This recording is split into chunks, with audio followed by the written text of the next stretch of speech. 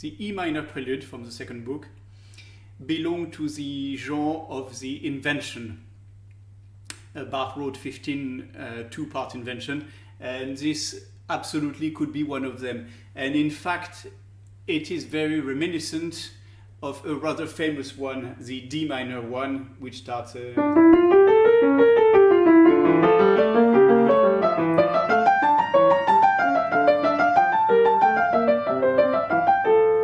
does that. The E minor starts like this.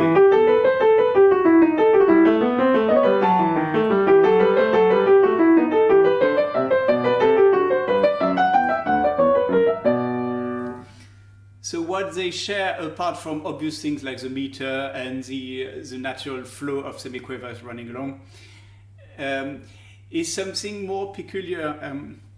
Bach tends to know how to make the most of his material, and he very often derives an entire piece from a tiny little cell. In this case, he pushes, and also in the case of the invention, he pushes the game even a little further, because his initial cell, which is going to give the impetus to the whole piece, meaning, is made of two things which mirror each other. So it's this, 4 notes going up, 1 down, 1 up. And then 4 notes going down, 1 up, 1 down. So his initial segment is really one thing stated and then stated in mirror, exactly like in the two-part invention.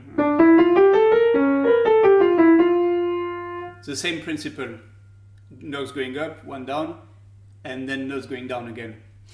So that means, interestingly, and although it's an invention in again this sort of proto-sonata form in 2 parts, what Bach normally tends to like to do is to, when we arrive in the second half, to mirror his material, except in that case, because his material already uses its mirror form, it's kind of strange, because you got that in the first part,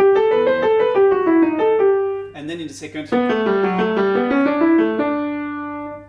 So you get both things, but not in the same order. Apart from that, there is something slightly unsettling, perhaps, in the general mood of the piece.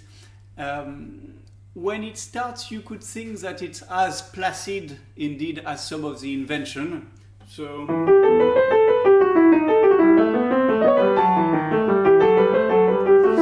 but quickly there is something a little more, okay, I won't use the word sinister, but a little less, yes, a little less settled. Even things like that.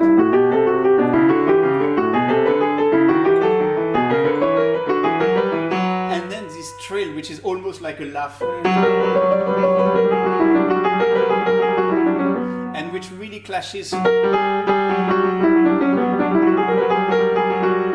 people find the clash too much and therefore sharpen the trail. But I think it weakens it awfully. And the same thing when the...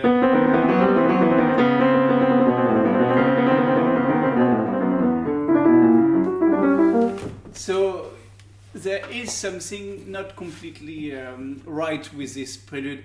The character is slightly ambiguous, and E minor is not a common key, if you want. When Bach uses it, it usually is for some things which are important, like famously.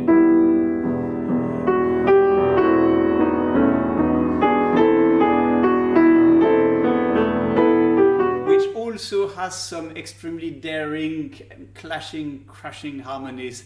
So this prelude has none of the depths of the Matthew Passion, but it certainly has this troubled harmonic world. And the fugue has one of the most original subjects of the entire 48.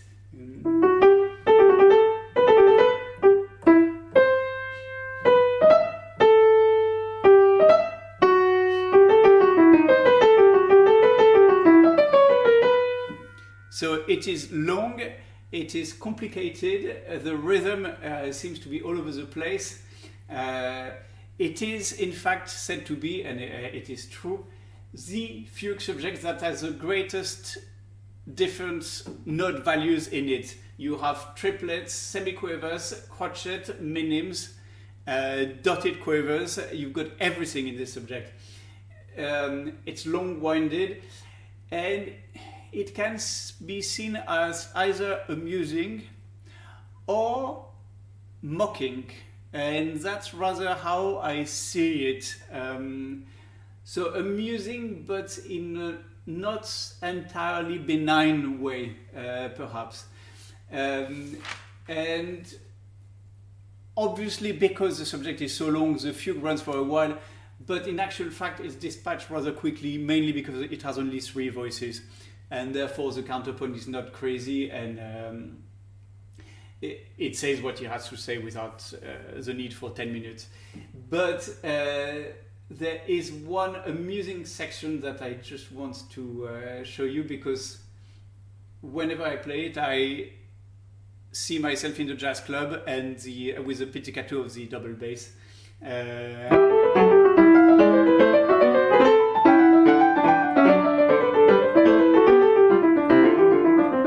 So if Bach ever flirted with the world of the jazz, it's absolutely in that fugue.